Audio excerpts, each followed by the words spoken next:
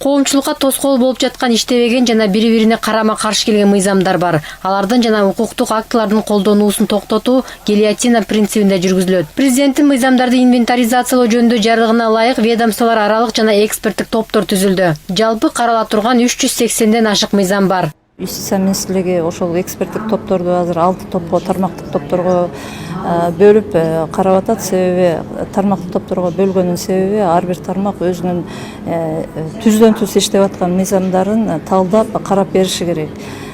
Талдоонун ошондой эле методологиясы иштелип чыкты. Бул методологияда 3 этапта туруп атат. Биринчи этап бул 2 айдын ичинде биз ошол биз тариздеп чыккан мыйзамдарды баалайбыз. Андан тышкары экинчи ошол талдап чыккан мыйзамдар кайра экинчи тараптан ошол кайра кароого жатат. Анан үчүнчү кээ бир мыйзамдар өзгөртүүсүз кала турган да мыйзамдар болушу мүмкүн да.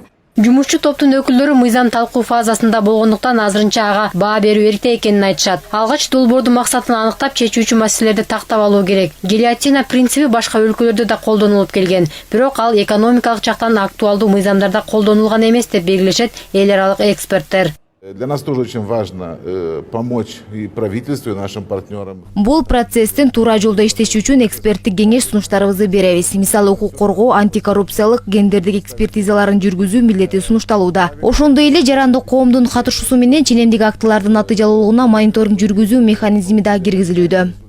Мыйзам долбоору 6 айдан кийин күчүнө кирет. 31 декабрга чейин Адилет министрлиги бардык мыйзамдарды инвентаризациядан өткөрүүсү керек. Эксперттер бул жагдайда шашылыш иш алып баруудан тобокелчиликтер жараларын айтышат. Себеби көп мыйзамдар, көп ченемдер убагында каралбай, кабыл алынбай калса, ошол жол жоболор такыр эле баягы мыйзам менен жолго салынбай калат да. Сунуштарыбыз көп. Бул ашыкча бюрократиядан айрылуу, мамлекеттин коомчулукка, бизнес коомчулукка болгон кийлигишүүсүн азайтуу, ошондой эле бардык жол жоболорду жөнөкөйлөтүү болуп эсептелинет да. Мыйзам долбоорунун дагы бир жаңылыгы эл аралык позитивдүү тажрыйбанын негизинде жаңы коомдук мамилелерди пилоттук негизде орнотууга мүмкүнчүлүк түзүү. Талкуунун жыйынтыгында Юстиция министрлиги айтылган сунуштарды эске алуу менен мыйзам долбоорун жеткире иштеп чыгат. Анара Мамедкадырова, Бекзат Машрапов, ЛТР Бишкек.